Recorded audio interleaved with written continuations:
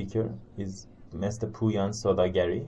He used to be a student in electronics. He's a student activist. In 2011, he was arrested in Iran, and after 5 months of solitary confinement in Evin prison, he was released on bail.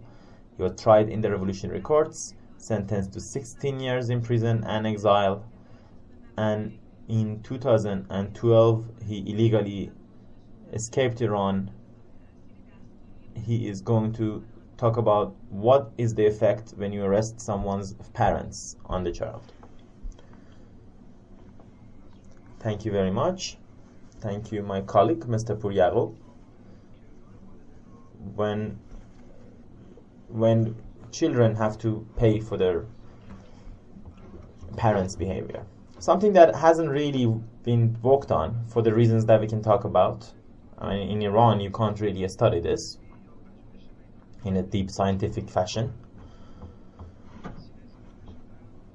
The effect of execution or imprisonment of parents on children, based on my personal experience and based on my other family members and my other cellmates, I can tell you that the effect of losing your family members when they're executed, so that a child is singled out in his community, or when they're in jail and they're far from the child, it does irreplaceable damage to the psychology of children. When someone is arrested, here we're mostly talking about political prisoners, of course,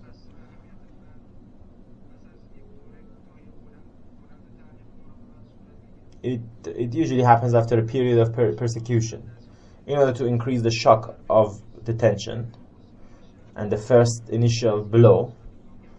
The arrests are usually sudden, violently, by attacking a house or the workplace, or during the path, the commuting path.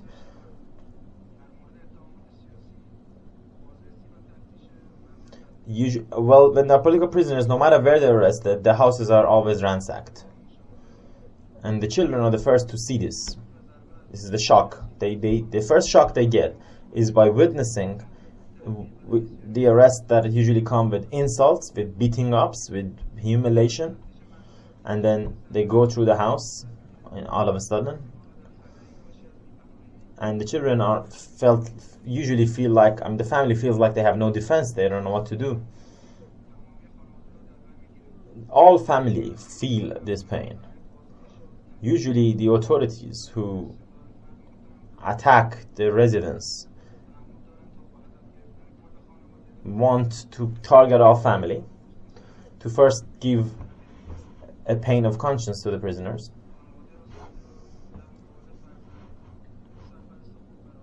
and to set the victim against his family, usually from the very beginning, and then during the entire detention period. They pressure the person to have them recant. Watching the beating up of your parents and your sisters or brothers is not something you'll ever forget.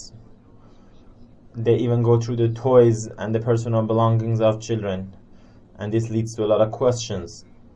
This will always be in the mind of the kid, and this will leave a bad mark in your memory for years.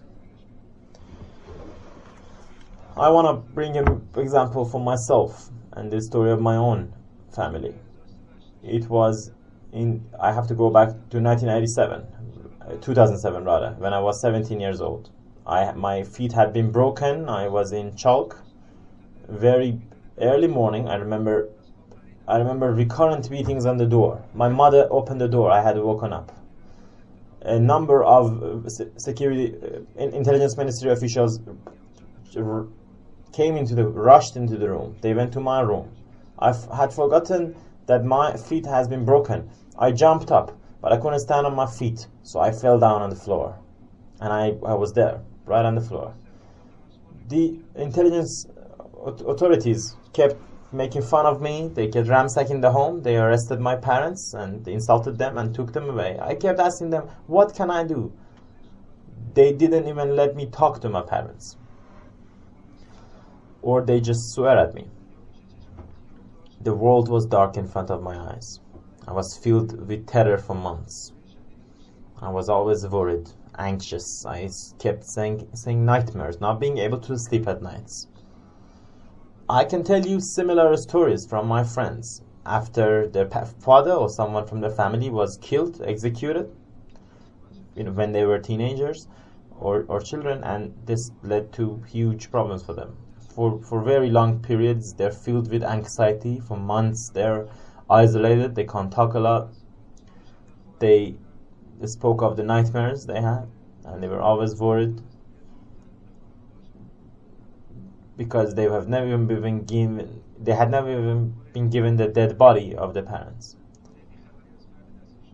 The second period is where you don't know the condition of someone who's been arrested, and based on how the child is, this can have a crushing effect. Other members of the family, based on how old they are and based on how much the kid can take, will usually tell him or her some of the truth. This usually has a damaging effect on children. They usually don't talk. They become isolated. They become depressed. In the Islamic Republic, this sometimes for months or years people can't contact their family. In the first months of the arrest, the relatives are worried to know where he is being held, by which security outfit he is being held. Is he alive? None of these questions are known. And I want to again talk about my own family and bring you an example. After they arrested my parents, together with my relatives, after we kept going to the revolutionary courts, we couldn't find anything from them. Where are they? Are they alive? Are they dead? And after 4 months, my mother, based on her solitary confinement, was taken to the Section 209 of Evin prison, and she was given the access to the phone for the first time.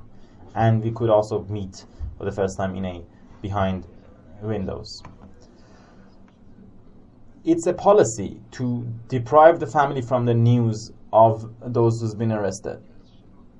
This is one of the best well-known methods of torture, especially when children might not have spent a single day without their mothers or fathers. Based on the experiences of many political prisoners, calling your family is something that is sometimes allowed and sometimes not. The children are used as a method of pressure, of emotional pressure, on both sides, on the prisoner and on the children. After days and months of interrogation, which usually means a lot of torture as well, and after the verdict is given, the families are usually allowed to meet with their loved ones behind windows. They usually have to travel a long time and stand a long time in the queue, a lot of violence on the way by the prison authorities before they can get there. It creates an insecure condition for the children. I want to explain this a little bit. That is not limited to the political prisoners.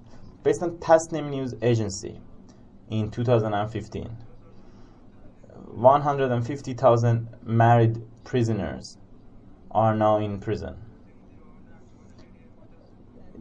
A charity in the support of prisoners, the head of it, says the children of this is not the more than 400 kids that are actually leaving prison with their mothers, and they are faced with a lot of problems in prison, just as the adult prisoners are. Children in prisons feel all the problems of prison, and this will lead to effects later on in their lives. A decrease in self-confidence, a lack of ability to explain things, lying to others, and lying even to yourself about the real conditions, lacking your appetite, wanting to play, lack of wanting to go to school, Sometimes they say the kids loses appetite or is not able to sleep. When someone is executed in your family, this is of course worse. A kid is grown up with a cloud over his head or her head. The depth of psychological problems within families, and especially children, of those who survive an execution victim. They usually can meet before the executions, and this actually lets the kid to know the irreplaceable end. This is a picture that the kid can never forget. The hardest social damage on family members, and especially the children, is when they have to watch openly the killings, the open executions in open places.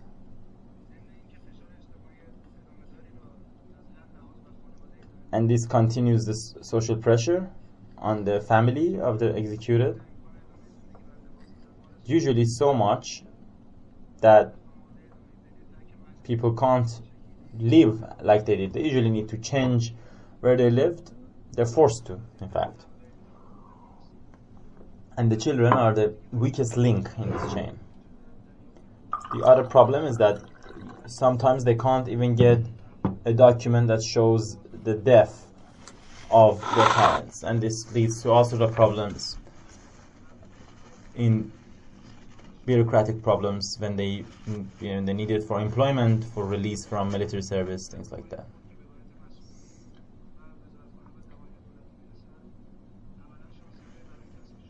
And when they say that their parents were executed and this is issued, this will lead to a lot of deprivations in terms of jobs and education opportunities and something like that. These are only some of the smallest cases of affecting the children's and families. At the end, I want to suggest that we shouldn't only think about the political prisoners themselves. We should remember their families and the problems they go through. They are in a condition that they did nothing to cause. This is obviously only part of the problem, and to shed more light on this, human rights organizations need to do more. Thank you.